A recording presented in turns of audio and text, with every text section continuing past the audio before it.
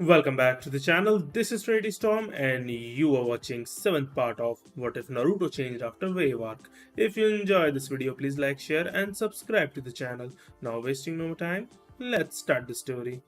1 week later. Naruto has been awake for a week now. Hinata was waiting for him when he was released today. Naruto was currently standing in front of a full body mirror, inspecting the 3 scars on his chest. Naruto approached the scar with caution. Ah, this stinks. When Naruto felt 2 arms wrap around him from behind, he was pulling the shirt over his head. You shouldn't be caught like this, Naruto-kun. Hinata breathed into his ear. Well, it appears that someone is frisky. With a smirk, Naruto said. What can I say, you're unstoppable. Hinata spoke to him as she assisted in pulling his shirt over his head. Geez Hinata-hime, you're like a new person. With a smirk, Naruto said. What can I say, I am content. She said this while smiling at him. And I believe I know why. Naruto said this to her as he kissed her on the lips. Ahem? When they separated to see Tsunade at the door, a voice said from the door. I'm going to disregard what I just heard. Tsunade said this to them as they blushed and turned away from each other. As he slid his cloak over his shoulders, Naruto cleared his throat. So, what do you want? Naruto inquired. A council meeting is taking place, and the main topic is you. Tsunade told him, looking nervous. I figured it would happen sooner or later. As he straightened his cloak, Naruto said. What did you figure out? Hinata inquired, perplexed. Because the civilian council disliked me, they frequently tried to find reasons to kick me out of the village or have me executed. Naruto told her as he noticed her knuckles cracking. He noticed her fists were clenched tightly. And because I injured or killed their beloved Uchiha, they'll be even more eager to kick me out of the village. Those cretins. Hinata yelled. I recall one not long ago. Naruto stated. The flashback begins. Naruto was standing in the council chamber, and the civilians were staring at him with hatred. Why didn't you return Sasuke katana? Kun's a councilwoman inquired. Is that his katana? Naruto inquired, laughing. You know what? If he can actually hold it for more than a few seconds, I'll gladly hand it over to him. Naruto said this as he drew his katana from his belt and stabbed it into the wooden floor. Oh, and I'm hoping Sasuke-kun can handle an A-ranked lightning jutsu coursing through his veins. Naruto stated. Explain, Shibi said. This sword isn't like the others. Naruto stated. This blade contains a sentient being. The Black Lightning Dragon. Naruto informed them. There are 9 katanas to fight the demon lords with. So you're wielding the only thing capable of killing the thing within you? Another councilwoman inquired. No, once more. Naruto stated. This is the second most powerful blade in the world. Naruto informed them. Can you tell me where this blade is? Danzo inquired. I'm not sure. Naruto informed him. It was given to the only non-Uzumaki who could wield their blades by the Uzumaki clan. Naruto elaborated. How many of these blades have been made? Danzo was curious. I won't tell you because it's an Uzumaki clan secret. Naruto stated. You will tell US demon brat. Yelled a councilman.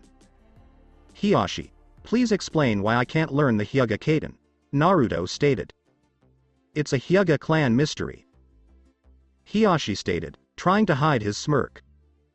You can't tell me not to discuss a clan secret when that clan isn't even a member of Konoha. Naruto informed them as Sasuke entered. Sasuke, guess what, I struck a deal with them. You get it if you can hold the katana for more than a few seconds. Naruto said as he smiled at the haughty brat. This shouldn't be as funny as it is, Naruto-kun. With a chuckle, Kyuubi told him as Naruto watched Sasuke grab the hilt of the blade, and within 2 seconds, Sasuke was thrown across the room by a large lightning bolt. Wow, that was satisfying. Naruto smirked as he grasped the hilt of the katana and sheathed it. I'm leaving right now. As he walked out of the room with the civilian council yelling about Naruto hurting Sasuke-kun, Naruto told them. End of flashback. They were never fond of me. Naruto told her as they exited the room. They've tried several times to take away my katana. I want to sever their heads. Hinata let out a growl. I'm sure you do, Naruto said. Hinata, you will not be permitted to enter the room with us. Tsunade stated this. What is the purpose of this meeting? Naruto inquired. It's a test. Tsunade expressed regret. However, regardless of the outcome of the trial, I have a mission for you. She informed him. Okay. Naruto kissed Hinata before walking into the room to meet the Elder, Civilian Council, Shinobi Council, and Danzo. As he noticed the entire Shinobi Council staring at him, Naruto sighed. Naruto, welcome back. Shibi stated it formally. I don't understand why I don't get a seat on the council when I attend all of them. Naruto cracked a joke. I wholeheartedly concur. Shibi stated unequivocally that Naruto's joke had no effect on her. I have 2 inquiries. Naruto stated that he had all of their attention. Danzo, are you the Uchiha clan's representative? He inquired, and they all nodded. So, what exactly is he doing here? Naruto inquired. There is no Uchiha who is loyal to the village, so he has no business being here. Naruto stated. The pup is right. Sume stated this. Danzo has no right to be here because Sasuke Uchiha is no longer loyal. Sasuke-kun is loyal. Exclaimed a councilman, but he was quickly put in his place when 5 very high killer intents were directed at him. Suwande, Sume, Hiyashi, Shikaku, and Choza all stared at him. My son was hurt because of Sasuke. The 5 yelled at the man. Everyone was taken aback when Tsunade openly admitted Naruto was her son. Danzo, you must depart immediately. Tsunade gave the order as Danzo growled and exited the room. Let's get this farce started. Tsunade stated this. Naruto Uzumaki, you have arrived to face the absurd charge of assassinating another loyal shinobi of Konoha. Tsunade explained. You should show more respect to Sasuke-kun. Exclaimed a councilman. Are you attempting to boss the Hokage around? Tsunade growled at the man, who cowered. How do you plead, puppy? Sume inquired. I'm not guilty, Naruto stated. Is it correct that you warned him in this report? Hiyashi inquired. I did, indeed. Naruto stated. I told him I didn't want to hurt him and that I was returning to Konoha. He then told me that Konoha was stifling him. Which I responded by saying that he was only holding himself back by working alone. Naruto informed them. I then told him that if he went any further, I would take him back with force. Or kill him to prevent Orochimaru from obtaining the Sharingan. Naruto informed them. The Hokage tower from the outside. Hinata was pacing up and down the steps in front of the Hokage tower when the Konoha 12 approached her. Is it true, Hinata? Sakura insisted. Does the council really expel Naruto? It's a test, Hinata explained. And I'm at a loss for what to do. Hinata stated. Use your Byakugan to figure out what's going on. Hinata looked away sheepishly as Ino told her. They installed Byakugan deflecting seals on the walls to keep people from peering into the room. Hinata admitted sheepishly. She's right. As he deactivated his Byakugan, Neji stated. What exactly are the charges? Shikamaru inquired. I'm not sure, but Naruto-kun said the civilian council has been looking for an excuse to kick him out of the village. Hinata informed them. Why? Kiba inquired. Before Hinata responded, there was a pregnant pause. That is something Naruto-kun should tell you, Hinata informed them. It is his secret, not mine, to reveal. She stated. Secret. They all agreed. Does it have to do with that red chakra he uses on occasion? Sakura inquired. As I previously stated, I cannot tell you. Hinata explained calmly. But one sentence told them everything they needed to know. Several hours later, I'm back in the council room. Naruto stood motionless in front of the council, awaiting the decision. Tsume took a step back and looked at Naruto. We, the Shinobi and Civilian Council, found you innocent of all charges against you, Naruto Uzumaki. Naruto bowed his head as Tsume told him. You are free to leave at any time. Tsume stated. Adieu, Honorable Council. Naruto sighed as he bowed to them and walked out of the room. I despise these meetings. This is something I absolutely do not want to do when I take my seat on the council. Naruto reflected as he noticed his friends sitting outside the tower. What are you two up to? Naruto's question startled them. Naruto. Sakura started as Tsunade appeared behind him. I need you in my office right away, Naruto. Tsunade told him before disappearing. I have to go. Naruto said before disappearing as well. Tsunade's place of work. They both showed up in her office at the same time.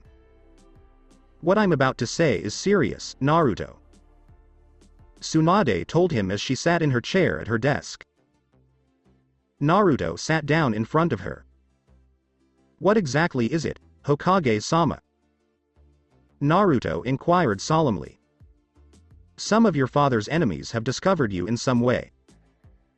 Tsunade said something that shocked him. The Tsuchikage was resentfully replaced by someone who despises your father. Jiraiya informed me that any Konoha shinobi who enters Iwa's territory is subject to a kill-on-sight order. He recently sent me a letter demanding that I hand you over or we go to war. Tsunade informed him. Are you going to give me up? Tsunade shook her head as Naruto inquired. No, I won't. She informed him. However, I will dispatch you on a long-term mission in which you will be declared a missing nin. You must abandon Konoha for at least 2 years in order for me to gather my forces. Is there anyone else with the new Tsuchikage? Naruto inquired. The Raikage is with him, but Mizukage is not. She told me she would remain neutral until it was determined whether her land would be taken over. Suna does not yet have a Kazekage.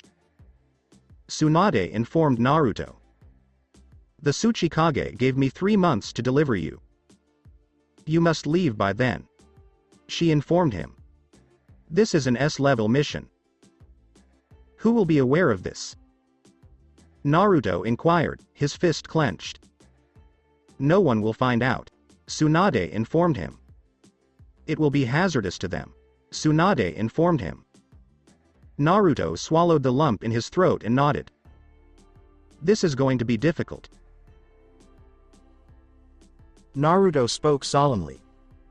I know it's Naruto, but it's necessary. She informed him. Do me a favor. Tsunade nodded firmly as Naruto trailed off. Watch out for Hinata. I know she'll be devastated if she finds out I left the village. As he stood there, Naruto told her. I think I should leave, Naruto said as he exited the office. It has affected him more than he admits. Tsunade pondered. The youngster is taking it hard. A male voice said behind her, frightening her to death. Jiraiya, damn it. Tsunade yelled as she clutched her broad chest. You nearly caused a heart attack, she informed him. I'm sorry, Naruto is having a hard time of it. As he looked at the door, he said. Jiraiya, I'll need you to meet with Naruto a year after he deserted. Tsunade informed him.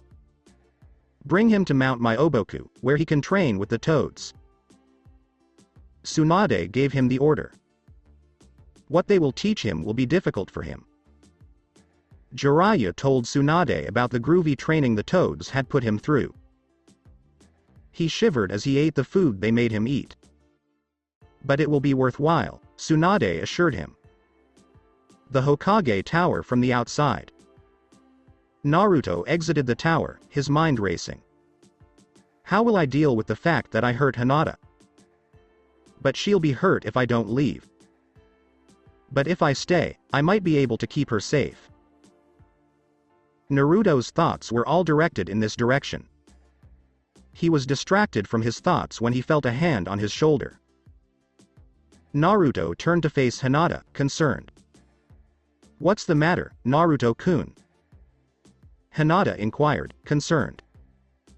Except for Gaara and Neji, who both had expressionless expressions, their friends all appeared worried. Tsunade just told me about an extremely difficult mission I'll have to undertake in the future. Naruto told her the truth. He's not telling me everything, Hinata reasoned. Hey Hinata, would you like to go on a date? Naruto inquired, and Hinata nodded. Perhaps I can find out what he isn't telling me. Hinata nodded, and the two walked away from their friends. It's been a week since the trial, and life has mostly returned to normal. Tsunade has begun dispatching genin teams to fight tougher opponents. She was doing it so quietly that no one would notice unless they were looking for it. The Rookie 12 were assigned to some of the most difficult missions. Naruto was assigned B missions, while the others were assigned B missions. Naruto had finally earned a day off and was doing some light training when he smelled lavender in the air. Good day, Hinata-chan.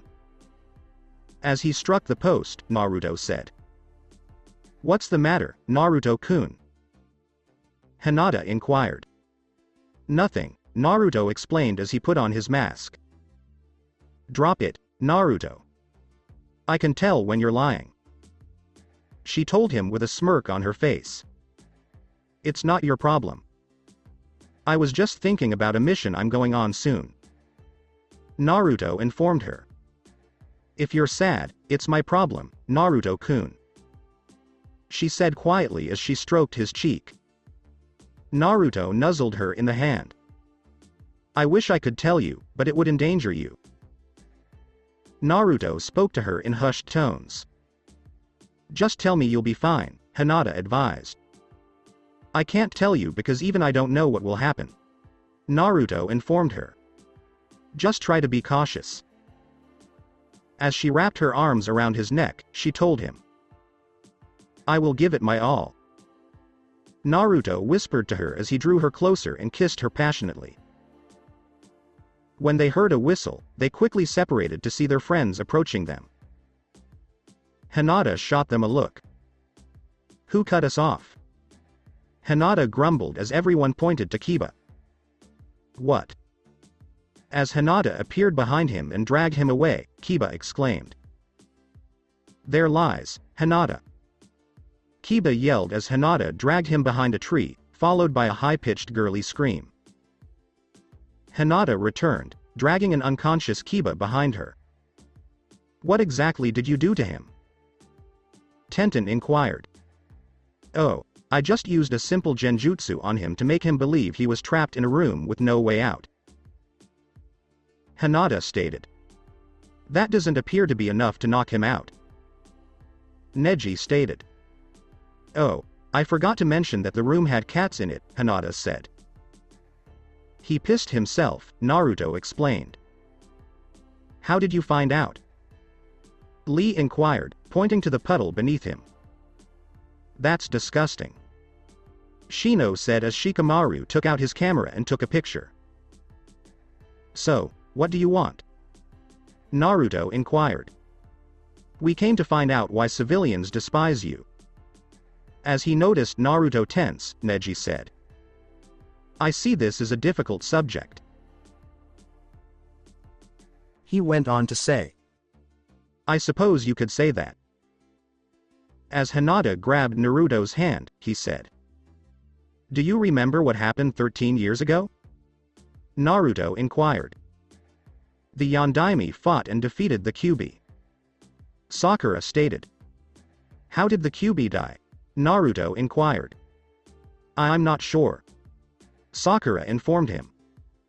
There was no killing of the Kyuubi. Naruto told them something shocking. The Yondaime did his best with a creature of Kyuubi's power. He kept it hidden.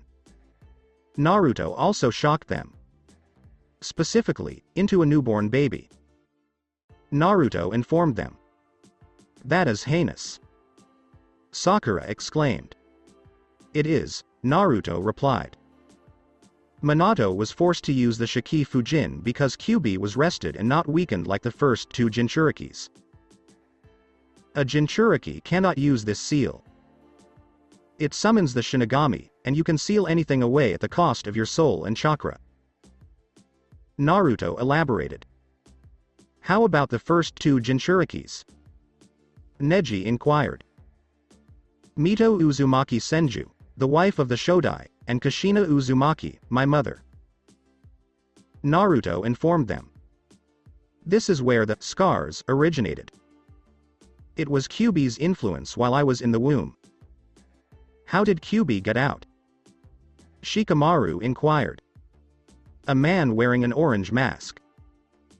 Naruto trailed off as he clenched his fist and punched the training post as hard as he could. They watched as the punch caused the training post to explode. Hinata put a hand on his shoulder. It's fine, Naruto-kun. Hinata spoke to him in hushed tones. Naruto took a deep breath and relaxed. A man wearing an orange mask broke through the barrier that had been erected for my birth. Naruto warned them that he could feel the questions coming. The barrier was built because the seal is at its weakest during birth, and a civilian could break the seal. Naruto informed them. So the man took me away from the previous elders he had murdered. He told Minato to get away from my mother or he'd kill me. Naruto told them, and the girls gasped.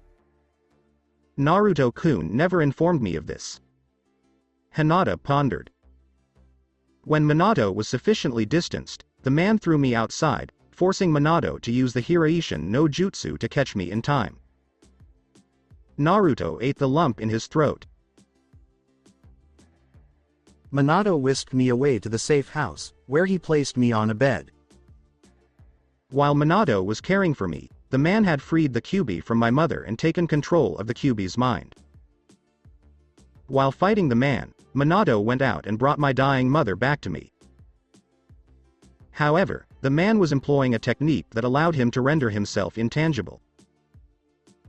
And Minato Namikaze is smarter, stronger, and more resilient than Might Guy, Shikaku Nara, and Kakashi Hatake combined. He was able to injure the man and then restore enough control to the Kyuubi to stop all of her attacks. Minato immediately returned to my mother, who was attempting to draw the Kyuubi back into herself so that Kyuubi would die with her. How come I haven't heard of this before, Naruto-kun? Hinata cut him off.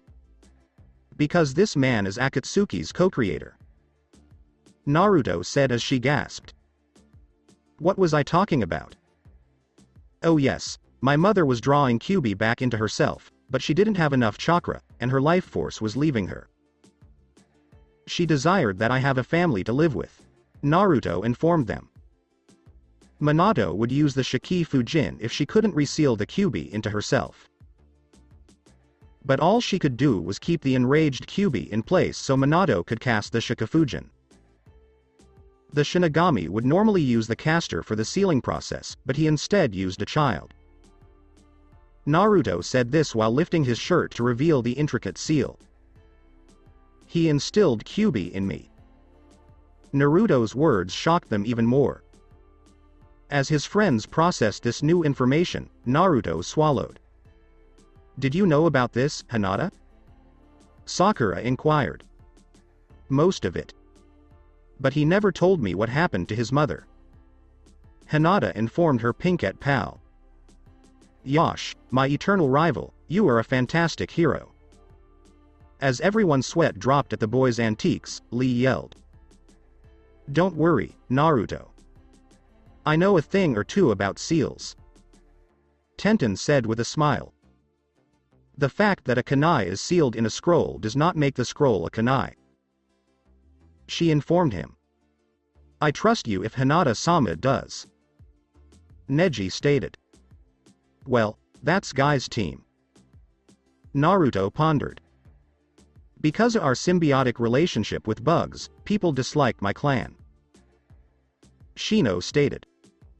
I will not despise you for something you were forced to do. Sheesh, Naruto, I knew you were tough, but this is insane. Smirking, Kiba said. I see where your cunning came from now. Who had only recently awoken. How have the villagers treated you? Shikamaru inquired. I don't think you're capable of dealing with what they've done to me. Naruto told him solemnly. Please tell us, Naruto. Sakura pressed the button. Alright. But don't say I didn't warn you. Before he began telling them about the brutal beatings, starvation, assassination attempts, neglect, and ostracism from the majority of the village, Naruto said. During all of this, Choji had stopped eating, and the girls began to cry over what the villagers had done to him. Kiba, Neji, Lee, and, shockingly, Shino were all enraged. But, despite everything they've done to me, I'll still protect this village for which my father and mother gave their lives. Naruto informed them. How could they do such a thing to a child? Sakura cried out from behind her tears. The villagers don't understand the shinobi's mentality, and what they don't understand, they fear and despise. Naruto informed her. You said your father was killed in the Kyuubi attack, but only a few people died. Shikamaru informed Naruto. Who is your father? He inquired, already suspicious. Have you ever wondered why Yondaimi's picture isn't displayed anywhere? Naruto inquired. In addition to the Hokage monument. Naruto added as everyone nodded. Naruto reached into his pocket and pulled out a faded photograph. They gasped when he showed it to them.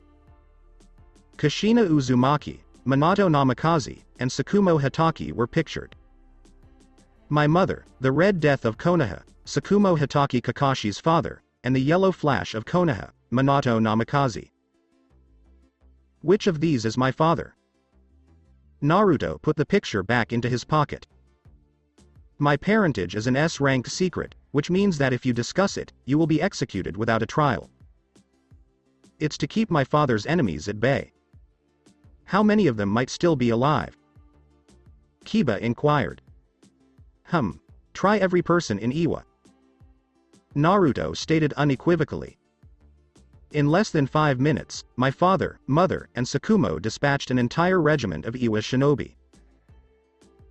So, let me get this straight, you are the son of the world's 2 strongest shinobi?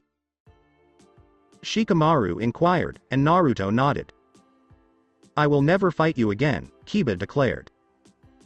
I will work until I match your youth power.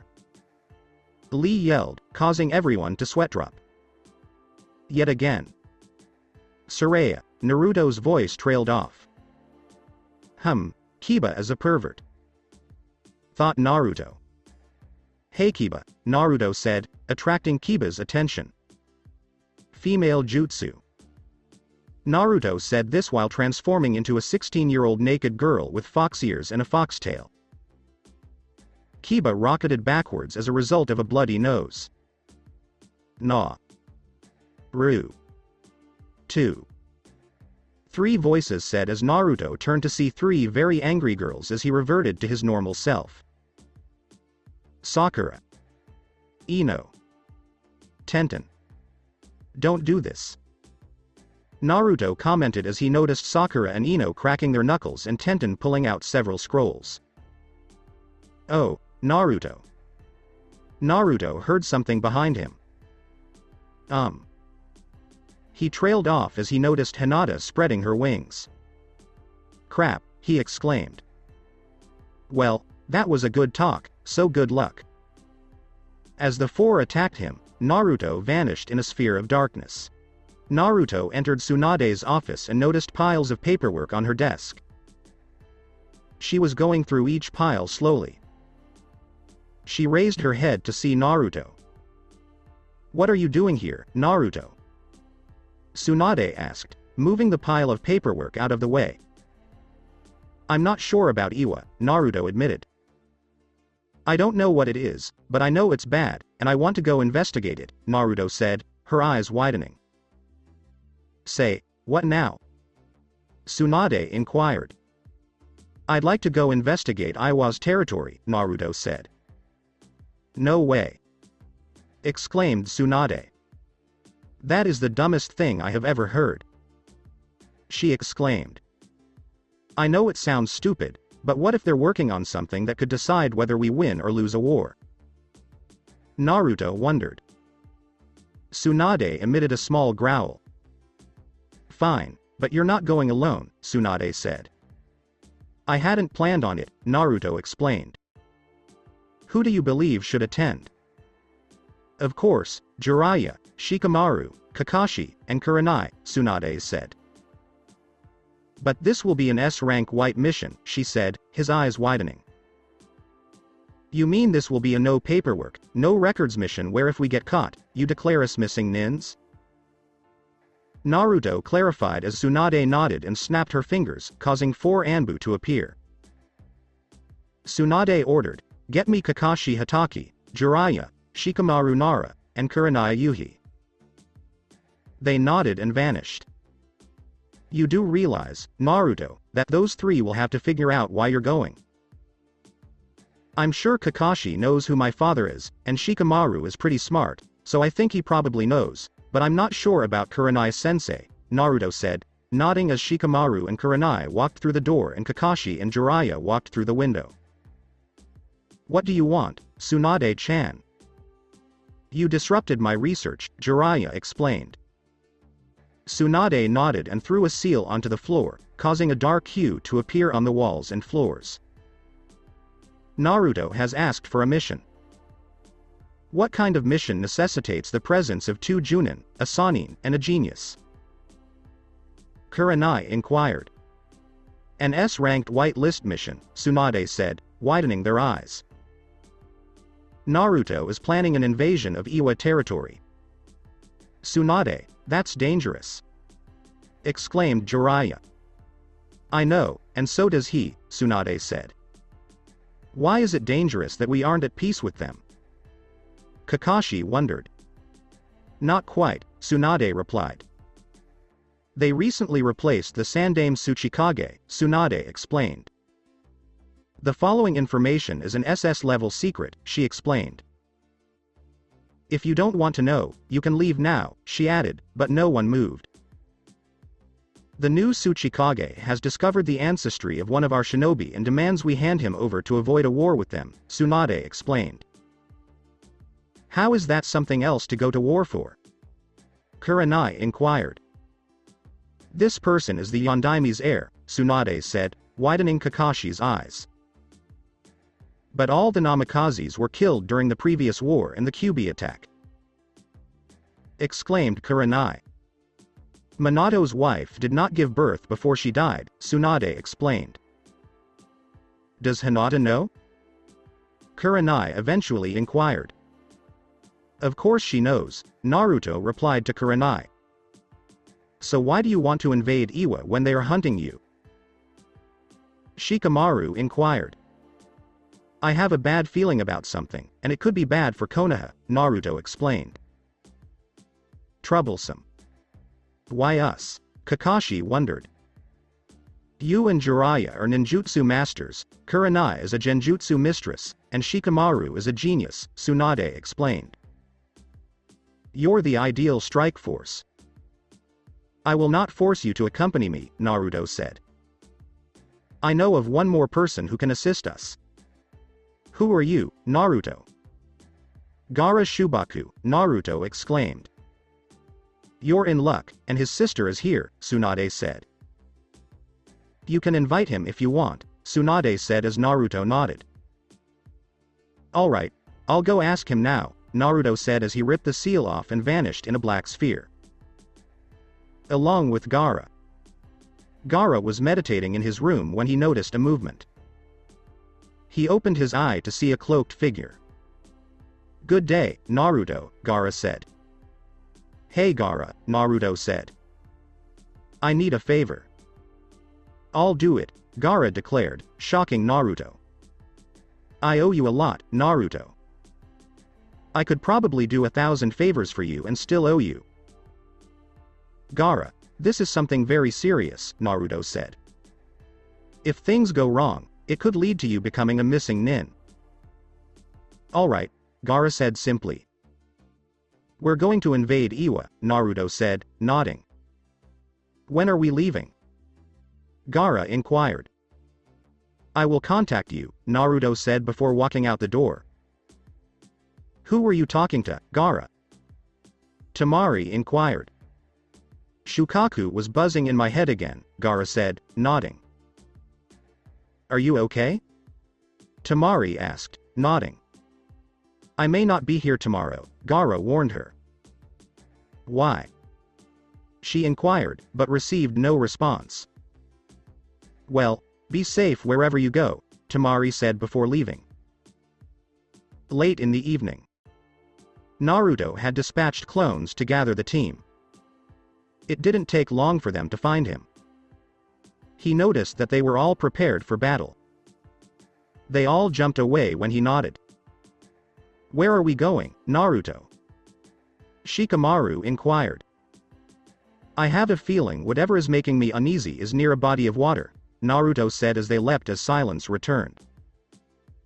Naruto held his hand up to stop the sun from setting over the horizon. Apart from Gaara, the rest of the group appeared tired. We'll rest for a while, Naruto said as they all sat against a tree, a collective sigh heard. Naruto took out a map and examined it. If we keep going at this rate, we'll be at the beach in 2 or 3 days, Naruto reasoned. Where should we go first?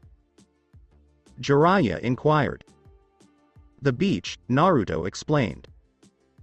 We'll search the shoreline, and if we don't find anything, we'll move to lakes. If we take breaks, it will take us at least 5 days to get there, Jiraiya said as Naruto nodded. I know you lack my endurance and stamina, Naruto admitted. Once we enter Iwa territory, we'll have to be cautious, he added as Jiraiya nodded. Naruto looked around and saw everyone sleeping except Jiraiya and Gaara. You two should get some sleep, Naruto suggested. How about you? Gaara inquired. I have enough energy to get to the coast without sleeping, Naruto said. And some to spare, Jiraiya muttered before closing his eyes and leaning against a tree.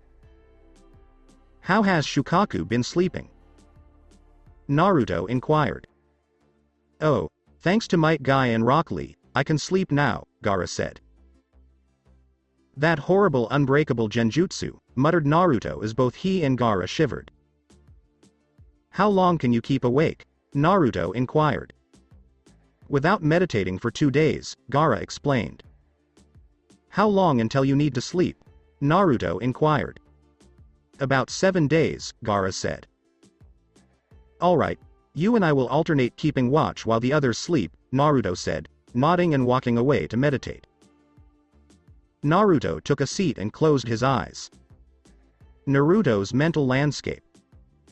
Naruto opened his eyes again to see the lush forest. He noticed QB sorting scrolls in front of several bookcases. You know it's a pain in the ass to sort all this out, QB said.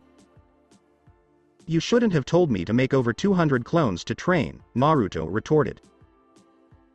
I understand, she sighed. What did you want? She inquired. Do you know what's going on in Iwa? Naruto inquired. No, but my kami messengers have told me that there is a major disturbance there that could endanger the entire world, Kyuubi explained.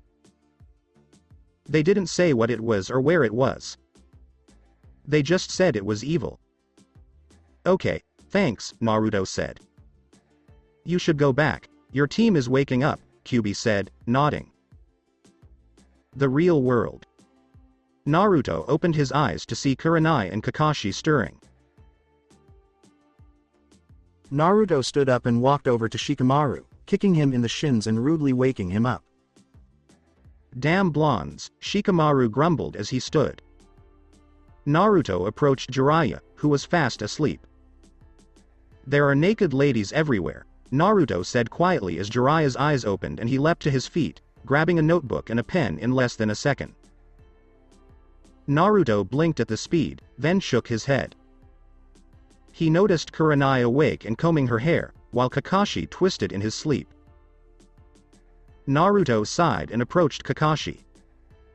Kurenai gave him an odd look as he bent down next to Kakashi's ear. Look, the new Icha Icha book is on sale, Naruto said as Kakashi stood up in the same way Jiraiya did, except with cash in his hand. He took a look around. That wasn't funny, Naruto, Kakashi said, as Kurenai laughed. Perhaps, but I woke you up in less than 2 seconds, Naruto replied, smiling. Eat up. We're leaving in 15 minutes, Naruto said, pulling out a ration bar and stuffing it into his mouth, chewing it before chasing it with water. He grimaced at the revolting taste. Ah. Cardboard, Naruto mumbled, closing his eyes. Why can't they make these damn rations bars taste like something good? Like ramen? Naruto wondered as everyone sweated. It's good to see you're still Naruto, Kurenai said, shaking her head at the boy. Why does everyone despise ramen? Naruto wondered, shaking his head. I don't hate ramen. I just don't love it as much as you, Kurenai smirked. Time's up, everyone, Naruto said as they nodded and gathered their belongings. They all began to leap away. We're not going to stop for 4 hours, Naruto said. What did Kyuubi tell Naruto? Gaara inquired. She said that her kami messengers said that something evil is in Iwa right now, Naruto explained. So you can talk to Kyuubi? Shikamaru inquired as Naruto nodded. Right now she's a little irritated with me because she told me to use 200 plus clones to train while she sorts everything out. Apparently she didn't expect me to be learning so many jutsus, Naruto smirked as he heard a low growl in his head. So, how is she?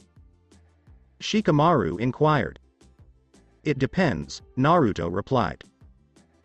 During battles, she is cold-hearted and would not hesitate to kill if it meant that someone dear to her would live, but outside of it. She is kind-hearted and would assist me with things, Naruto explained. I am not heartless. Kyuubi exclaimed angrily. Is she intelligent? Shikamaru inquired. Shikamaru, she's several thousand years old, and I'm sure she's smart, Naruto said. Do you just want me to tell you everything I know about Kyuubi? Naruto asked, his voice firm. That would be less troublesome, Shikamaru mused. Kyuubi is the queen of summons, and she is the second most powerful being alive, Naruto explained. Well, chakra-wise, she is the only tailed beast who remembers anything from when they were the 10-tailed beast, and she loves to play pranks on me. Most of which involve me going to see her naked. Does she look hot? Shikamaru inquired. I choose not to respond, Naruto said, feeling Kurenai's gaze on him. Oh, you better answer it or I'll tell Hinata, Kurenai threatened. She played that prank on Hinata as well when I summoned Kyuubi to train with her, Naruto explained. Anyway, she's smart. I often play shogi with her. I've never won a game, Naruto added. From now on, silence, Naruto said as they crossed the border. Naruto crossed his fingers, and hundreds of clones appeared, transforming into forest critters and proceeding. Why did you do that? Kurenai asked quietly. Advance notice, Naruto replied. They will dispel if an enemy is nearby, Naruto added, nodding. After a few hours, Naruto raised his hand to signal them to stop, and they gratefully did so before Naruto threw a seal onto the ground and erected a barrier around them. It's safe to talk now, Naruto said. How long do we have to rest, Naruto? Kakashi inquired. At most an hour, Naruto said. Anything more would endanger us, Naruto said as he nodded and pulled out his book. What is that? Gaara inquired as he examined the book. Oh, this is. Oh, don't try to turn that poor boy into a pervert, Kakashi Hatake, Kurenai warned. Pervert? Gaara inquired. Oh my, you're so innocent in this subject, Kurenai exclaimed. Well, I think it's time you two talk to these boys, Kurenai said to Jiraiya and Kakashi. No thanks, Naruto said, sitting against a tree and eating another rations bar. It's important to know the consequences, Naruto, Kurenai said. Hormones lead to sex, and sex leads to parenthood when not careful, Naruto stated simply. That pretty much sums it up, said Kakashi. Sex? Gaara inquired. Ask Shukaku, I'm sure she'll help you, Naruto smirked. A few seconds later, Gaara's cheeks began to flush, becoming darker with each passing second. Naruto's pupils dilated. Everyone hide! Exclaimed Naruto as he moved to a tree. An Iwa team is moving this way. He exclaimed, grabbing the seal and moving into the tree as Gaara sank into the ground with Kakashi and Jiraiya. Naruto had gotten down on all fours and morphed into a small blonde fox. While Kurenai used advanced genjutsu to conceal herself from everyone. Kurenai watched as Naruto circled before collapsing on the ground, surrounded by people wearing Iwa headbands. Naruto raised his eyes to the crowd.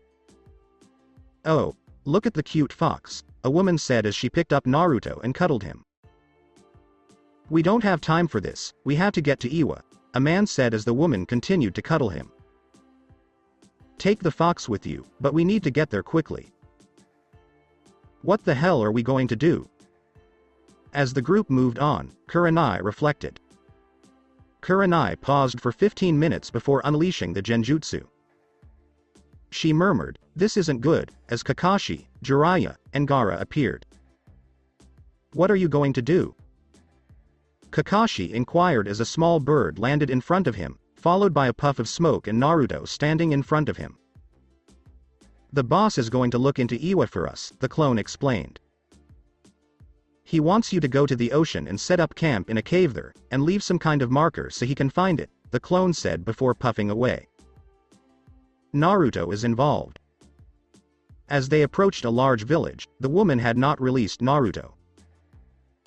This is your new home, Moiji-kun, said the woman as they entered the village. This is not good. How long can I maintain this form?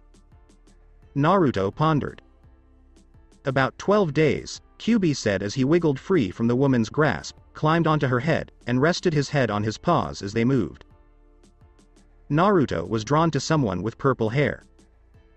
He raised his head and looked around, seeing a large number of shinobi staring at the woman. People were scowling and staring at the woman. Who is she? She looks so familiar, Naruto wondered as he continued to stare at her. That is Rin, and you are not to approach her, the woman said. Naruto's eyes widened as he heard the name. Is that the girl from my father's team? Naruto reflected as they made their way to a tall tower. Nightfall. When Naruto slipped out of the house where the woman lived, it was fairly dark outside, and he moved around looking for her. He sniffed the air and detected a concentration of shinobi towards the village's center. He moved closer to the scent and noticed 10 masked people staring intently at a house. That must be where she lives, Naruto reasoned as he moved slowly towards the house, peering in through a window to see the woman cooking dinner. A Konoha headband hung on her wall. That must be where she lives, Naruto reasoned as he searched the house for a way in. He snuck in through a small hole in the side of the house and approached the woman.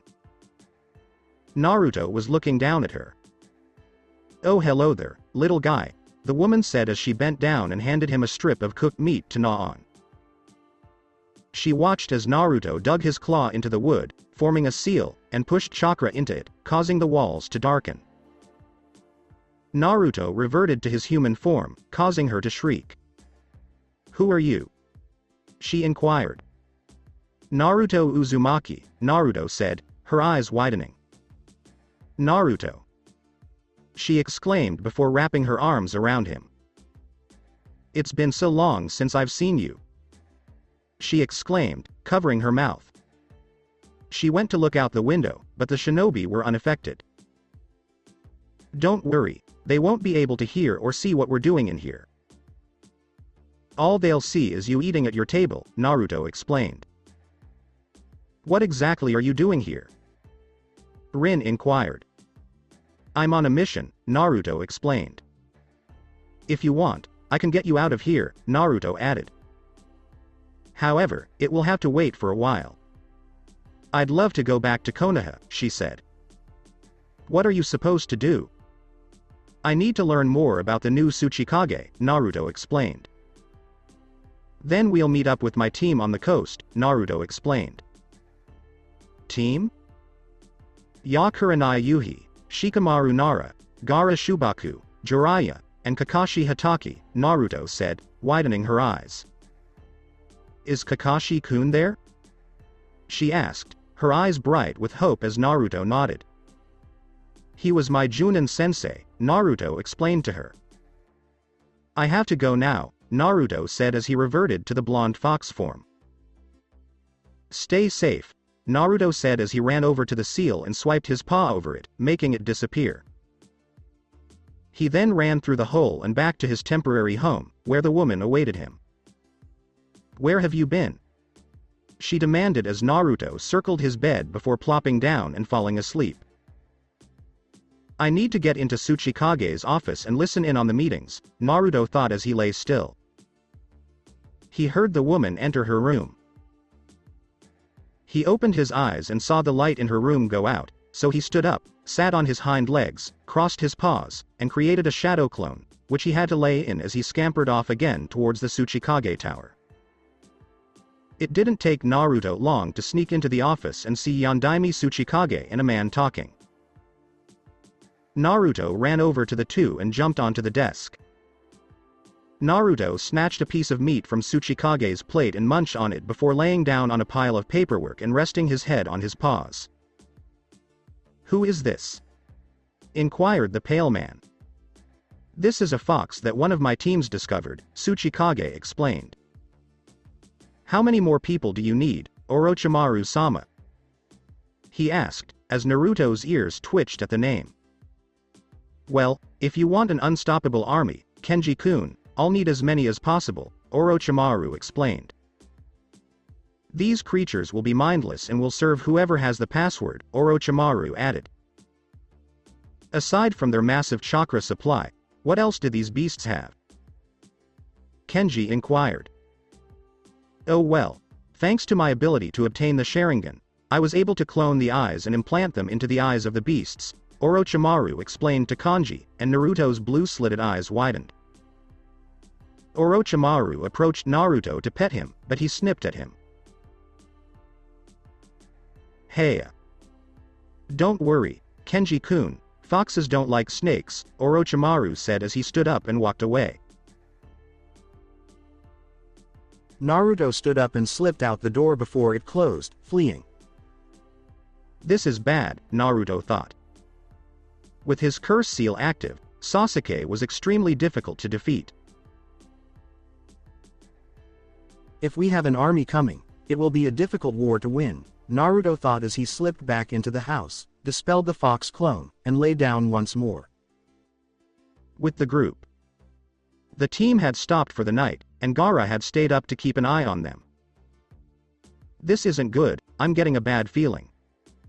Something akin to dread as we get closer to the ocean, Gaara reasoned. Kyuubi sent one of his messengers to me. It appears that Orochimaru and the new Tsuchikage are working together. They're making Sharingan curse seal monsters, Shukaku said as an audible gasp escaped him, waking Kurenai from her light slumber. What's the matter, Gaara? Kurenai inquired. Shukaku received word from Kyuubi, Gaara explained slowly. It's not good. It appears that the Tsuchikage and Orochimaru are in cahoots, and the messenger claims that Orochimaru is creating Sharingan-powered monsters. Kurenai's eyes widened. Naruto also met a lady named Rin. She was supposed to be dead, Kurenai explained. Anyway, I'll take over, you should sleep, Kurenai said. I'm fine, Gaara said. I'll stay up and talk to you then, she said. How does it feel to have the Shukaku sealed inside you? She asked bluntly. It was difficult before I met two strange green monsters, but it became bearable, Gaara stoically explained. Only Guy and Lee could frighten one of the tailed beasts, Kurenai reasoned. They can be a little odd. Ah, I can still see it. It burns so badly. In Gaara's head, Shukaku yelled. Shukaku still gets those odd genjutsu moments, he added. You know, I've never figured out how they cast that and keep it from breaking, Kurenai remarked casually. Perhaps they open one of the 8 gates to keep it from being broken, she speculated aloud. A week later.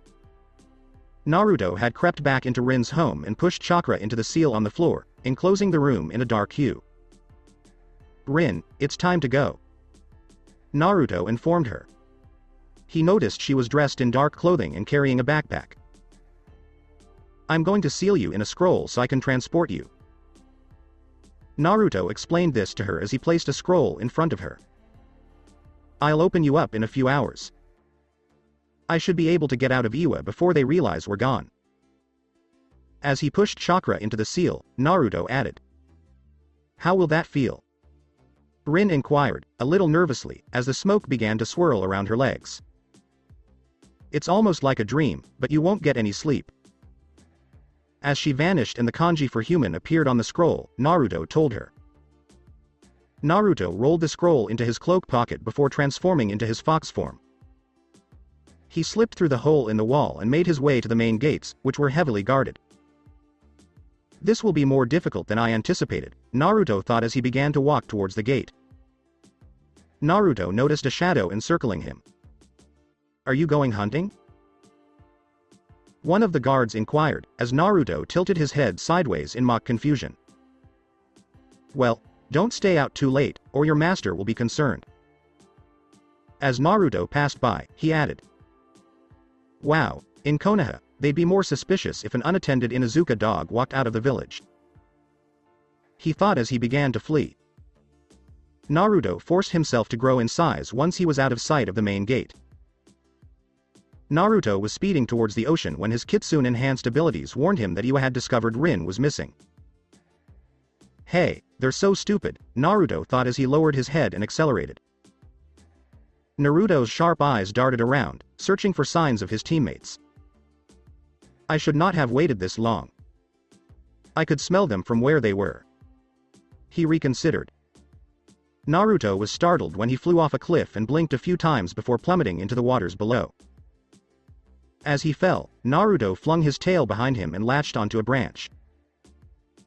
Naruto slammed into the cliff face, forcing chakra into his paws and halting his descent. That could have ended badly, he thought as he looked down the fall at the jagged rocks at the bottom. Naruto detected a faint odor of his team in the air. He turned to see an anomaly where the waves went through the cliff wall near the bottom of the cliff. Naruto began to trudge down the cliff face. He could smell his team better now. He was about to enter the cave when he was hit by a massive wave. As the water soaked Naruto, he scowled slightly. He crept into the cave to see if they were awake. "I see you're here, Naruto," Jiraiya stated as he examined the soaked blonde furball. "It's a good thing you're in perfect order." As Naruto glared at them for laughing, he cracked a joke. As Gaara threw up a sand shield, Naruto formed a toothy grin, and Kurenai hid behind Gaara as Naruto shook himself dry.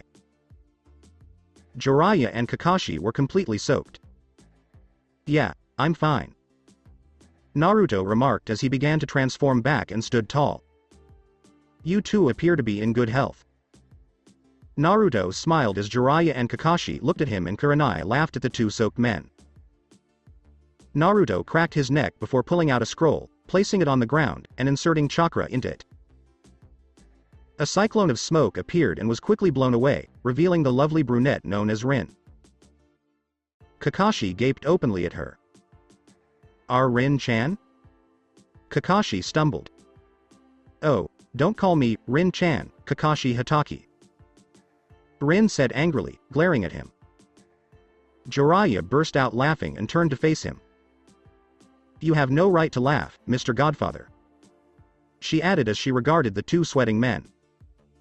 "Oh, Kakashi, when this mission is done, we'll have a little talk," Rin informed him before turning to Jiraiya. "And you," she ended menacingly. "I'm going to tell Tsunade about the time I caught you spying on her," she told him as the two men collapsed to the ground in the fetal position. Rin smiled cheerfully at the remaining members of the team. "So, what's for dinner?" she inquired as they simply stared at her. "A fish," Kurenai replied. "Are all the women in Konoha that frightening?" Gaara inquired of Shikamaru and Naruto. "Only about," they both said. "After a few hours. So we'll walk along the beach for a while until we find something suspicious?" Rin inquired, and Naruto nodded. "It appears to be a long shot," she informed him. "Well, if nothing else, you guys get paid to be on vacation," Naruto said, smiling. "He has a valid point there." Kakashi brought this up. "Kakashi, no talking," Rin informed him. He was about to resume reading his book when Rin snatched it from his grasp and tossed it into the fire. "Damn, my hand slipped," she lied as Kakashi stared at the burning book as if it were a sin against nature. He had tears streaming down his cheeks, and Jiraiya was doing the same. "Those perverts," she moaned. "Ha." As Kakashi and Jiraiya stared at him, Naruto said. "Stop talking, Naruto." With anime tears streaming down his cheeks, Kakashi said. "It's only a book," Naruto said with a shake of his head. "It's not a reincarnation of Kami," Naruto remarked jokingly. "Anyway, we should take a short break before continuing. Because I was in fox form for so long, I expended a lot of chakra." He finished with a yawn. "I carved out cubbies in the cave's back," Gaara informed him. "I also ground down the rocks to make adequate bedding," he elaborated. "Thank you, Gaara. You're a great friend," Naruto stated as he walked towards the back, where he noticed several cubbies carved into the wall, and he chose the closest one, crawled into it, and promptly fell asleep. After a few more hours, Naruto was awakened by the sound of several people snoring. He shimmied back out of the cubby, only to discover that the majority of them were already occupied. He went to the main part of the cave and noticed Jiraiya standing guard at the entrance. "Good morning, Naruto," Jiraiya said without turning around. "Morning," he said. "How much time have I been gone?" "Nearly 10 hours. Jiraiya informed him. "We caught and smoked fish during the week we were apart. If you're hungry, go ahead and get some," he continued as Naruto began to eat some of the fish. "This is far superior to the raw meat I was forced to eat in Iwa," he made a remark. "Can you eat raw meat?" Jiraiya inquired, and Naruto nodded. "However, only in my fox form." As he bit another piece of fish from the slab of meat, Naruto added. So we'll leave once everyone has woken up and eaten? Jiraiya nodded solemnly as Naruto inquired. What's the matter? I knew Orochimaru was bad, but this is just wrong. Jiraiya explained. I never imagined he'd take people and turn them into those things. He grumbled. I understand how you feel. Naruto concurred. I never expected Sasuke to go insane the way he did. And look where that has gotten me. Naruto added, rubbing his chest. I suppose we were doomed from the beginning, Naruto? Jiraiya chuckled bitterly. You're right. Naruto agreed with a similar chuckle. However, I will make Sasuke pay. He smiled after saying this with a low growl. But I'm sure I made an impression on him. Before going to tell Jiraiya about his encounter with Sasuke, Naruto added. Damn Naruto, that had to be a brutal fight. Jiraiya nodded as Rin and Kurenai walked down into the main room, Gaara trailing behind them. Do I have to be concerned about Panda-kun staring at my behind? Rin inquired. He's as innocent as a baby, Kurenai replied. Why would I look at your $1? Gaara inquired, perplexed, as Naruto slammed his palm against his head. Wow, they didn't really teach you anything. With a smirk, Naruto said. All they did was teach me to kill. When Kakashi walked in, Gaara told him, making him sigh. So Shikamaru is out before we leave. Naruto stated. But knowing him, he wouldn't get out of bed until noon. Naruto cracked a joke as they all laughed. Wait here, Naruto said as he stood up and walked towards the beds. They looked curiously before hearing a disgruntled scream and seeing Naruto return dragging Shikamaru. I despise you, Naruto. As they sat around the small fire, Shikamaru grunted. So, which way are we going? Naruto inquired as they began to eat. One of my tracker toads has gone that way. Jiraiya informed him, pointing to the wall. He hasn't reported anything so far. He went on to say. So we'll go the other way, Naruto explained. Are we even sure what we're looking for? Kurenai inquired. This is out of the ordinary. As he stood up, he told her. We'll hug the cliff face and try not to make too much noise. As they nodded, Naruto said. After 10 hours. They had been moving non-stop until they came to a cliff bend, where Naruto noticed a large structure built into the cliff wall. He noticed a number of boats in front of the large metal door. I believe we've found it. Naruto said quietly before ducking behind the bend once more. Do you know any Earth-style ninjutsu to make us a cave or something for rooms, Jiraiya? Naruto inquired. Yeah. Jiraiya said as he made a few hand gestures and slammed his fist against the wall, which began to crumble away. They entered the cavern, which was about 20 feet long and 10 feet wide. How does this work? Jiraiya inquired. Good. Naruto stated. Gaara, could you work on making another bathroom room and making those cubbies again? He inquired as Gaara nodded and went about grinding the stones into the necessary items. What are we going to do now? Shikamaru inquired. Recon tomorrow, Naruto said. Because Gaara and I are the most powerful members of our team, we'll check those boats while you guys look around the building. Naruto stated. I believe I should accompany you, Naruto, Jiraiya said. No, you're quite strong as well, so you should join the others. Having all three of us in one group would reduce our overall strength. Naruto stated. So Shikamaru, you'll stay here, Kakashi and Rin will split up, and Kurenai and Jiraiya will split up. Naruto elaborated. And Shikamaru isn't sleeping either. Troublesome. He muttered something. Kick him in the ass if he's asleep when you get back. Naruto informed everyone. I'll dive to catch fish because I have the most energy. As he unsheathed his katana, he said. Before diving into the waters, he moved to the mouth of the man-made cave and looked out. Naruto soon returned with a massive fish. At the sight of it, everyone's mouth dropped open. "Stupid fish approached me." Naruto made a remark. "That's not a normal fish, Naruto," said Kakashi. "It's a great white shark. It wanted to eat you if it was coming at you." Naruto was informed by Kakashi. "If you look inside its mouth, you'll notice teeth." He continued, and Naruto drew his katana from the shark's gills and forced its mouth open. "How much do you know?" Naruto stated as he examined the mouth. He reached in and pulled out one of the teeth, about the size of his palm, and quickly pocketed it.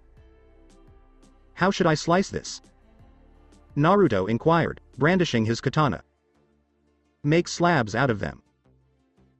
Jiraiya told him as Naruto's arm became a blur of movement and he quickly sheathed the katana, shattering the shark.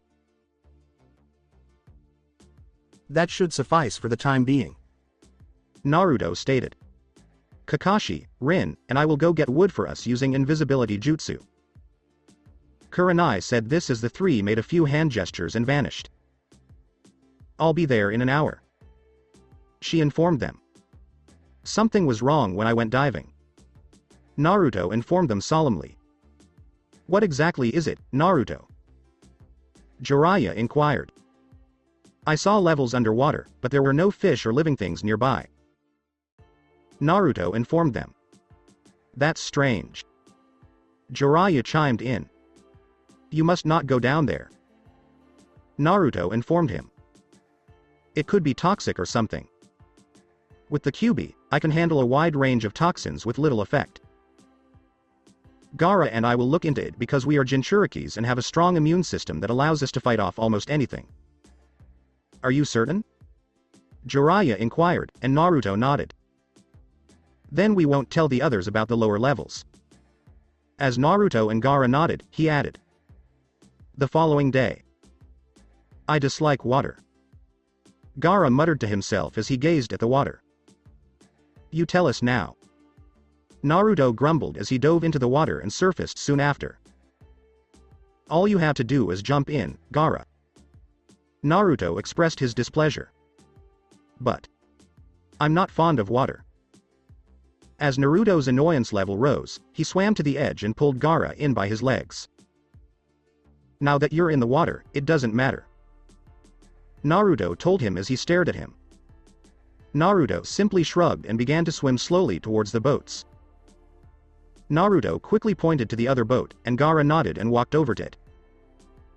He dragged himself onto the boat deck and drew his katana. He slowly worked his way around the deck, but there was no one there, so he went down the stairs, and what he saw shocked him. On the walls and floor, he noticed claw marks and deep gouges. What in the world is this? Naruto reflected as he entered one of the cells and examined the chains and claw marks. It appears that they were keeping beasts in here. When he heard a bird call, he quickly went to the roof and saw Gaara on the deck waving him over. Naruto jumped into the water and onto the other boat as quickly as he could. What exactly is it? Naruto whispered as Gaara pointed to the floor, where he noticed a red-headed girl. You've got to be joking. Naruto snarled. I found her in the hold. She appeared to be hiding, and when she saw me, she appeared ready to scream, so I knocked her out. Gaara informed him. We have to bring her along. As Naruto sighed, he added. Fine, but you have to look after her. Naruto said harshly before returning his attention to the waters. We need to get started before the owners find us. Naruto nodded, and the two jumped into the water.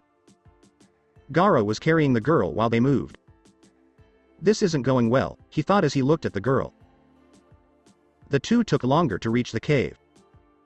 They dragged themselves into the cave, where the rest awaited them. So, what did you guys discover? Naruto inquired as he pulled himself out of the water, followed by Gaara. Who exactly is she? Jiraiya inquired. Gaara discovered her on the boat. Naruto stated unequivocally. Rin, could you check her over to make sure she's in good health? Sure. Naruto, Rin said as she approached the girl. The ship I investigated was strange. Naruto informed them. They had cells like shinobi cells, chains, and when I touched them, Kyuubi's chakra was sapped. Naruto also shocked them. The only thing that comes to mind is that they are used to hold something with tainted chakra or non-human chakra. Naruto stated. How about your ship? Naruto inquired of Gaara. Just a bunch of bunks that look like they were used to transport people. Gaara said as they heard a groan and turned to look at the girl, who was now hunched in the corner, terrified of the group. Who you guys are? The girl stumbled. That is something we cannot tell you. Kurenai said softly as she approached the terrified girl. Don't worry, Naruto, we won't hurt you. Just give me some food. He nodded and tossed her a slab of smoked shark meat and a bottle of water. You can have this here. She told the girl as she handed over the meat and water and began to eat it greedily.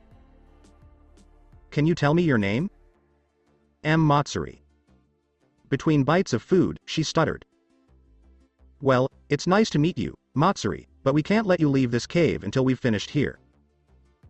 Kurenai informed her. However, we have enough food for you to stay with us. She continued to eat while the girl nodded. She'll get sick if she keeps eating like that. Before the girl puked, Naruto said. She's your issue. Naruto informed Gaara. While the others were patrolling and looking for a way in, Naruto stood guard at the entrance. Naruto and Gaara had explored the lower levels for some time but hadn't found much in the first few levels, so they decided to leave before pushing their luck. What do you want? Naruto asked, not looking up. How did you know I was here? Matsuri inquired before taking a seat next to him. My nose is hypersensitive, and I could smell you approaching me, Naruto explained. Are you saying I stink? Matsuri inquired. A little, Naruto replied. Well, I'm sorry I can't take a bath, she grumbled, making Naruto sigh. I'd make you a bath, but I'm a wind user, Naruto explained. Wind user? She inquired, perplexed, as Naruto hung his head. Most shinobi are willing to use chakra, Naruto stated. Gaara-kun explained it to me, she said. Okay, that makes it a little easier, Naruto said. A shinobi has an elemental affinity, either wind, fire, water, earth, or lightning. There are sub-elements but I will explain those soon. Naruto explained. What exactly are sub-elements? She inquired. Sub-elements are formed by combining two or more of the main elements, Naruto explained. Like water and earth can create mud styles or wood styles, earth and lighting can create magnetism, wind and water can create ice, and there is truly an infinite number of elements you can create, Naruto explained. Wow, you guys must be very powerful, she exclaimed. I am not powerful, Naruto stated. I was cursed shortly after I was born. What do you mean? Matsuri inquired, noticing him flinch slightly back into his cloak. You are not required to inform me. Don't be concerned, Naruto said. Shortly after my birth, the Kyuubi no Kitsune attacked our village, and the most powerful person in our village, the Yondaime Hokage, used a forbidden Uzumaki clan seal called the Shiki Fujin, and at the sacrifice of his soul, he sealed Kyuubi's soul and chakra into me, he said, shocking her. I heard Jinchurikis were evil, but you're not, Matsuri explained. The tailed beasts aren't demons as everyone portrays them to me, Naruto explained. They are simply masses of chakra that assumed the forms of various animals and assumed leadership of their respective summoned species. The bad ones of the bunch, for example, the Shukaku and Sanbi, were truly evil. Wow, Matsuri said quietly. So, despite being a Jinchuriki, do you have a significant other? She inquired, as Naruto chuckled. Yes, I do, Naruto replied, his gaze fixed on the ceiling. Do you love her? Matsuri inquired. With all my heart, he said. I wish I could love someone, Matsuri said. But you do, a certain red-headed gourd carrying teen, Naruto said, his face flushed. What are you talking about? she stuttered, making Naruto grin. I know how you look at him, Naruto said. My girlfriend acted the same way around me. Well, not quite. You're not as bad, Naruto smirked. You are shy, blush, and observe him when no one is looking. Is it really that obvious? She sighed. You must understand that Gaara and I are similar in that we were not shown love until we were older, making it difficult for us to identify love, Naruto warned her. Probably just short of kissing him and he won't know, Naruto said as the others began to enter the cave and noticed the blushing Matsuri. What did you do to the girl, Naruto? Kurenai inquired. Oh, you know, just talking, Naruto said, smiling. Anyway, what have you discovered? There don't appear to be any other ways into the building besides that metal gate, Kurenai explained. We searched almost every inch within a mile, she continued. I'll go down the building again tonight. Maybe I'll find a way in through there, Naruto said. The only reason we returned the first time is because Gaara's immune system isn't as strong as mine. I should be able to stay underwater for a lot longer without getting sick, Naruto explained as he stood and stretched. I'll be back soon, Naruto said before diving into the water. He always enters head first, Kurenai sighed as Jiraiya and Kakashi nodded. Naruto is involved. As Naruto descended deeper into the murky waters, he noticed lights gleaming deeper. Just a little lower, and I should be able to figure out what's down here, Naruto reasoned as he kicked harder. He arrived at the first light and noticed an empty room. He quickly moved away as the room's door opened. He peered in and saw two men throwing dead bodies into the room. What are they up to? He thought as he hugged the wall and listened for something. Looks like batch. Was. Failure, Naruto said over the muffled voices. What exactly do they mean? Naruto reflected before beginning to swim deeper and discovering a room completely filled with dead bodies. He was about to lose his cool and vomit. Should I go any further? He inquired of Kyubi. You need to find a way in, Kyubi said as he grimaced and began to dig deeper. As he went deeper, the rooms seemed to get worse. Skeletons were beginning to fill the rooms. Not even demons are this bad, Kyubi said as he entered a room that was glowing a strange blue and saw humans in cylindrical glass tubes. The cylinders were a brilliant blue. This is strange, Naruto thought, and Kyubi couldn't agree more as he descended a few more levels and discovered a broken window in a flooded lab. Should I enter? There could be a clue to what they're up to here, she said as he swam in and noticed a dull blue light illuminating the room. Naruto noticed something floating in the corner and began to swim towards it, only to discover that it was a decaying creature.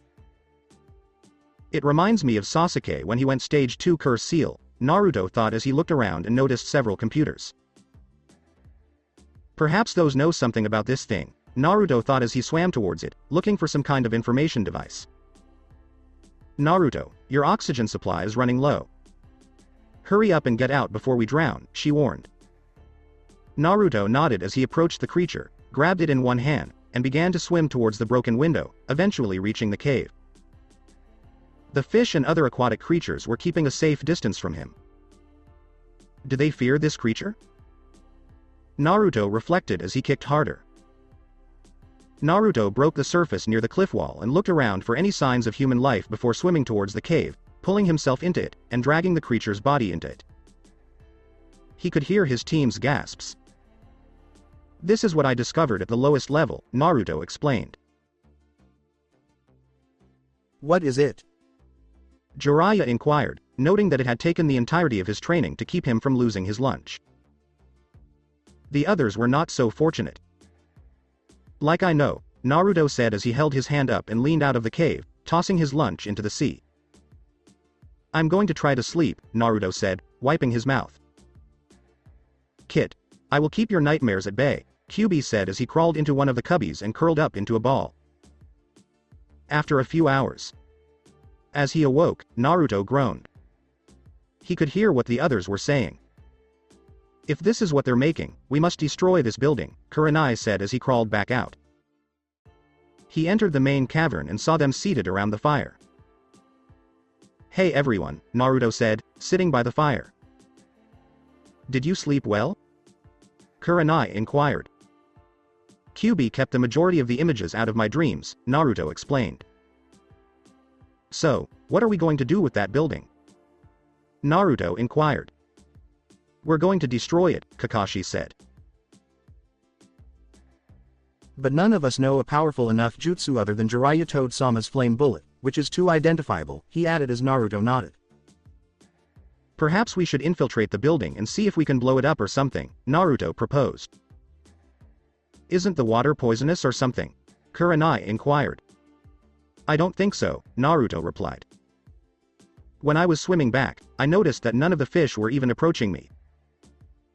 I think they're afraid of the building or what's inside, Naruto explained. So, what are we going to do now? Kurenai inquired. I believe Jiraiya, Gaara, and I will go through the bottom floor, while you three go through the main gate, and we should wait for a new ship to come in, Naruto explained. You sneak in with the people who come on those ships, Naruto continued. 3 ninja are a little noticeable, Naruto, Kakashi observed. Well, Kurenai-sensei is Konoha's Genjutsu mistress, and I'm sure she knows a few invisibility jutsu, Naruto smirked. Not to mention Ero Sennin here has bragged on multiple occasions about how he created the perfect invisibility jutsu that not even a shinobi can detect, Naruto added as Rin and Kurenai stared at Jiraiya. However, I have a feeling he was caught once, like a distant memory, he added as Jiraiya began to sweat as the memories began to flood his mind. After 2 weeks. Jiraiya had been teaching Naruto and Gaara his invisibility jutsu, while Kurenai had been teaching Kakashi and Shikamaru a more advanced version. Naruto peered out the cave entrance to see the ship approaching. Practice is over, guys, our chance has arrived, Naruto declared. I know your sand gets heavy when wet, Gaara, but will you be able to carry any down in the water with you? He inquired. Shukaku should be able to handle that while I focus on the jutsu, Gaara explained. Well, let's get moving, Naruto said as the 3 dove into the water and began swimming towards the building. They emerged from behind the building's wall. It's straight down from here, Naruto said, nodding and taking a deep breath before diving down. They didn't take long to reach the broken window and swim in. Naruto went to the ceiling, and bubbles began to form around his hand before he rammed it into the ceiling and began to cut through it. Naruto slipped through the hole in the ceiling and used his wind element to keep the water from flooding the room. It didn't take long for Gaara and Jiraiya to find their way through the hole. How are we going to close this up? Naruto wondered as sand covered the hole, and Jiraiya blew a small fireball onto the sand, melting it together and melting it to the floor. Well, that takes care of that, Naruto said as he stood up. Let's activate the jutsu before we're discovered, Naruto said as they made a hand sign and vanished. They walked around the room and noticed 3 different doors. These are elevators, Jiraiya said quietly. We should split up so we can cover more ground, he said quietly as they each pressed a button and entered the elevator. Naruto is involved. As he ascended, Naruto waited patiently. Naruto snuck out of the elevator and discovered that he was in some sort of holding area. He went further in and noticed an old short man and a tall blonde woman. What are you doing here, Onoki Jiji? Naruto asked, surprising the two. Who's there? The old man inquired. It's Naruto, Naruto said quietly as the old man sighed. What are you doing here now? That bastard knocked me out on my way home, then forged the letter saying I made him my successor, and then he locked me up here, Onoki explained to Naruto. Who is he? Naruto inquired. That's Yugito Ni, one of Kumo's Jinchuriki, and they're using her to control the Raikage, Onoki explained. They gave her some kind of drug, and she isn't very effective, he explained as Naruto peeled the seal off the door and pushed it open. He approached the dazed Yugito and placed his hand on her forehead, causing her to convulse before opening her eyes. What the hell happened? Moaned Yugito. You were kidnapped by Yondaime Tsuchikage, Naruto explained. I can smell a fox, but I can't see one, Yugito exclaimed as Naruto unleashed the jutsu, startling his fellow Jinchuriki. Naruto Uzumaki, Kyubi no Kitsune's Jinchuriki, Naruto said as she looked at him. You should leave, Naruto advised them. We're blowing this place up, and they're making some strange-ass creatures, Naruto explained as they nodded. However, my people knew you were here but did nothing, Naruto interjected. I'll take the elevator up a few floors and meet up with my teammates, Naruto explained. Naruto introduced them to Jiraiya the Sannin and Gaara of the Sand. Is that a demolition team with 2 Jinchuriki and a Sannin? Onoki inquired. You bet, Naruto said as they entered the elevator. They were quickly speeding up the elevator. They reached the highest level possible before being met by blood-covered Gaara and Jiraiya. I found us some assistance, Naruto smirked. Tsuchikage-sama, Jiraiya said, bowing. This has simply made our job easier. Yeah, but these little kids are strong but inexperienced, Onoki pointed out. They may be inexperienced, but they are powerful, Jiraiya stated. You should know Naruto is strong because he is descended from the Namikaze and Uzumaki families, he added as Onoki nodded as the alarms began to sound, followed by an explosion. Looks like it starts with Onoki-sama, Jiraiya said as a swarm of sound shinobi approached them. The overpowered group quickly dispatched them. They all started running as they went. Save the eyes! Yelled one of the enemies. They came around the corner and discovered the Yondaime Tsuchikage. You, Onoki snarled. Onoki Gigi go, he's mine, Naruto said as he drew his katana alongside the Tsuchikage. They flew at each other and came to a halt when their blades collided. Sparks were flying everywhere. I'm surprised that Blade survived my first strike, Naruto said as the two parried each other's attacks. I'm surprised yours hasn't been sliced to pieces yet, he said as they went on. My katana is an Uzumaki blade, Naruto explained as he deflected another blow. And I believe I know why our blades haven't broken yet, Naruto said as he let down his guard, and Kenji took advantage, attempting to slice him but failing. That's an Uzumaki blade, too, and it can't cut an Uzumaki, he smirked. You can't kill me with that katana, Naruto said as he began to push the Tsuchikage back with his quick and dangerous attacks. As they moved around, long gashes formed in the walls. My katana may not be able to cut you, but when I push my wind chakra into it. He trailed off as Naruto narrowly avoided a slash that would have sliced open his chest. Naruto's shirt ripped open, revealing a thin trickle of blood. That was a good attack, Naruto said as he channeled his chakra into katana and the two clashed once more. Jiraiya, Gaara, Onoki, and Yugito also appear. They were running when they heard a loud chirping sound and saw a ball of electricity lodged in a man's chest. The other group saw Jiraiya's group and ran around the corner. Jiraiya-sama, Kakashi said, bowing. Where has Naruto gone? Jiraiya said, fighting the Tsuchikage, which was followed by an explosion. Along with Naruto and Kenji. The two had made it to the top floor, leaving a trail of bodies in their wake. You're quite skilled with that sword, Kenji said, panting slightly. Same with you, Naruto exclaimed before launching at each other, with Naruto kicking Kenji through the ceiling and onto the roof. Naruto jumped through the hole and immediately blocked a hit. He pushed Kenji back before leaping back himself, and he threw his tattered cloak away from him, and it collided with the roof, causing the building to sway slightly. Ah, that's better, Naruto said as the two launched themselves at each other and collided again.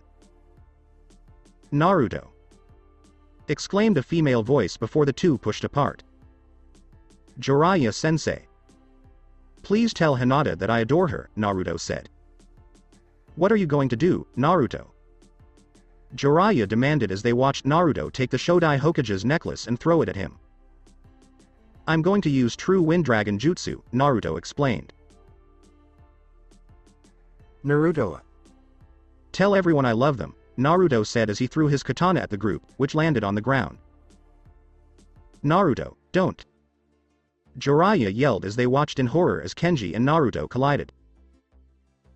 They watched as the katana pierced his chest and caused him to cough up blood before grabbing Kenji. Get out of here! Naruto yelled through his pain before beginning to chant and a wind began to blow. Clouds began to roll in and swirl above Naruto and Kenji. We have to help him. Kurenai exclaimed as she watched Kenji try to flee. We can't, Jiraiya said as a gust of wind slammed into Naruto and Kenji. It's too late now, he added. We have to leave, Jiraiya said as he drew Kurenai away from him and they began to leap away. They were several hundred yards away when they heard a roar that reverberated through the air. What exactly is this jutsu? Kurenai inquired. When used at full power, it is a suicide jutsu, Jiraiya explained. It takes a tremendous amount of chakra, and when that cylinder comes down, it traps the user and anyone with the person in it. Nothing can get through that shield, Jiraiya explained as they began to hear the chanting grow louder, and soon a dragon's muzzle and claws burst through the clouds, and it roared again. It's the pinnacle of wind ninjutsu, Jiraiya added. It condenses the wind chakra until it is solid until it reaches its target.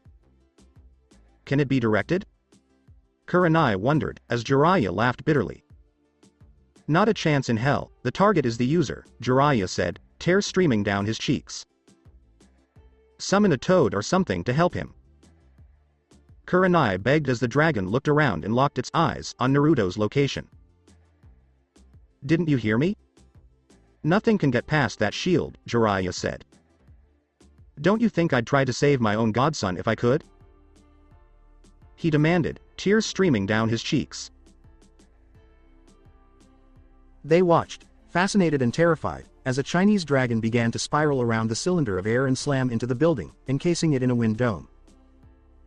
There is less than 0.1% chance that Naruto will survive this, and he is the most powerful Jinchuriki, Jiraiya said as the wind dome began to rip through the building. Tell everyone not to be sad, a whisper on the wind said as Kurenai dropped to her knees and sobbed harder. Jiraiya remained expressionless as he watched the jutsu gradually fade away. We'll look for whatever remains of Naruto, Jiraiya said as the dome condensed and exploded in a fierce wind that blew the younger shinobi over. As the wind died down, they looked at the perfectly curved indent in the cliff. We should leave right now, Jiraiya said as they began to run across the water towards the wreckage. They arrived at the jutsu's starting point and were astounded by its emptiness. All that remained were a few dust particles. It's obvious that Naruto isn't here, Jiraiya said as he looked down into the water and saw that the lower levels had also been destroyed. He gripped the necklace and katana even tighter. But what about his dreams? Kurenai inquired. I'll tell Tsunade what happened when we get back, Jiraiya said. She'll want to hear it from a close friend, he said emphatically. They could only nod as they realized Naruto had died. Shikamaru was crying as he gazed up at the sky. Naruto, you troublesome man, the girls are going to kill me, he lamented. There's no point in searching right now, Jiraiya said sadly. Gaara, go get Matsuri and bring her here, Jiraiya said. Kurenai, you have until Gaara returns to see if Naruto is still alive, Jiraiya said as she nodded quickly and went to search with Kakashi, Rin, and Shikamaru. Are you not going to help? Onoki inquired. No, I know this jutsu, Jiraiya replied. Anyone who uses it will perish, he added. I must be cursed myself, because all my apprentices die before me, Jiraiya mused as he looked down to see a headband floating on the surface. He reached down and picked it up, wiped the dust off the symbol, and discovered that it belonged to Naruto. A few days later. The group entered Konoha through the front gate, a sad aura surrounding them. They dashed to the Hokage Tower. Jiraiya knocked on Tsunade's door and waited for her approval before barging into the room. She smiled when she saw them, but it quickly faded. What happened to Naruto? She demanded. Jiraiya's cheeks twitched slightly as he reached into his vest for the necklace. Jiraiya apologized as he placed it in front of Tsunade. Naruto used a suicide jutsu to take out the Tsuchikage in the building they were on top of, Jiraiya explained, her tears streaming down her cheeks. As Tsunade sobbed, Jiraiya placed a comforting hand on her shoulder. Why does Kami have to take away all the ones I love? She asked Jiraiya. I don't know Tsunade, Jiraiya lamented. Naruto has a message for me to give to Hinata, Jiraiya said, nodding. Tell her what happened, Jiraiya instructed the rest of the group before leaping towards the Hyuga compound. He didn't take long to get to the compound because he wasn't distracted by any female anatomy. He rapped on the door, and a Hyuga answered. May I speak with Hiashi and Hinata Hyuga? Jiraiya inquired. Just a moment, please, the Hyuga said before disappearing into the house. Jiraiya didn't have to wait long for the Hyuga to return and admit him. He quickly led Jiraiya into the house and into what appeared to Jiraiya to be an office. He entered the office to find Hiashi sitting in front of a desk, with Hinata standing behind him and slightly to the side. Hello, Jiraiya-sama, Hiashi said with a bow. Hello, Hiashi-sama, Hinata-sama, Jiraiya said solemnly, capturing Hiashi's attention. Last I heard, you were out of the village, Hiashi said, nodding. But I was on a mission, Jiraiya explained. It was Naruto Uzumaki, Shikamaru Nara, Kurenai Yuhi, Gaara Shubaku, Kakashi Hatake, and later Rin Norito, he explained. Naruto had a bad feeling about Iwa, so we went to investigate, and we discovered a building that was creating Sharingan-equipped monsters, Jiraiya explained as his cheeks twitched again and his eyes blurred. We waited a while before infiltrating the building and found the Yondaime Tsuchikage, Jiraiya explained. Naruto stayed and fought him while Gaara and I went ahead, meeting up with the other group and following the path of destruction left by the two to the roof of the building. Jiraiya paused to calm himself. When we found him on the roof, he was in a deadlock with the Tsuchikage. Naruto was able to push the Tsuchikage away and leapt back a little and pulled the Shodai's necklace off and tossed it to me and told me to tell Hinata that he will always love her. He then threw his katana towards us and it stuck into the ground. Jiraiya said as Hinata looked ready to cry. I would have helped him if he hadn't used the true Wind Dragon Jutsu, Jiraiya said as he reached into his vest for the headband again. I'm sure Naruto would appreciate you having this, Hinata, Jiraiya said as he handed it to her. I'm sorry, Hinata, Jiraiya said as Hinata's arms went limp to her sides and her legs gave out, causing her to fall to her knees and tears to stream down her cheeks. Please stop, Jiraiya-sama, Hiashi said. That's all I had to say, Jiraiya said as he bowed to Hiashi and walked away. Hanabi was walking down the hall when he noticed him. Are you Hanabi Hyuga? He asked, as she nodded. Your sister needs you right now because she just received some terrible news, he added. What exactly is it? Hanabi inquired. Ask your father or Hinata, Jiraiya said before continuing on his way. He heard Hanabi enter the room quickly. Jiraiya was crying as he slammed his fist into the wall next to him, causing it to explode. He heard a scream and turned to see that he had punched a hole in the wall leading to the women's bath. Jiraiya apologized before continuing on his way. He came to a halt in front of the guard and handed him a piece of paper containing his bank account number. I kinda broke one of your walls, so take whatever the costs are out of that account, Jiraiya said as he walked out the gate and into the street. Jiraiya raised his gaze to the sky. I hope you're happy with your mother, Naruto, Jiraiya said sadly. What does that mean? A feminine voice inquired, and Jiraiya turned to see a pink-haired girl. You were Naruto's teammate, right? Jiraiya inquired, nodding. You should know by the end of the day, if not tomorrow, Jiraiya said as he continued walking. He noticed Anbu running around and began to stop to talk with people. Is she doing it now? Jiraiya thought as he saw the crowds approaching the Hokage Tower. After an hour, at Hokage Tower, everyone was whispering to one another about the significance of this village-wide meeting. They were stunned when Tsunade appeared in full Hokage regalia. Tsunade took a deep breath in an attempt to calm herself. People of.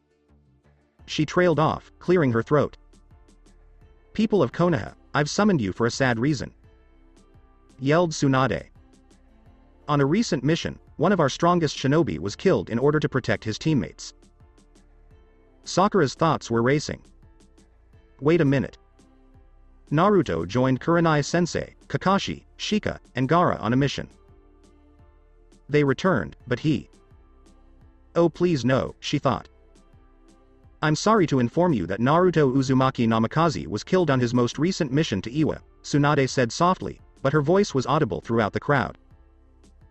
That is a lie, yelled a group of people. I wish it was, Tsunade said. He used a ninjutsu called the True Wind Dragon Jutsu, which is the most powerful wind-natured jutsu in existence, but it comes at the cost of almost certain death for the user, as Jiraiya of the Sannin told me, she added, seeing the sadness wash over the majority of the people.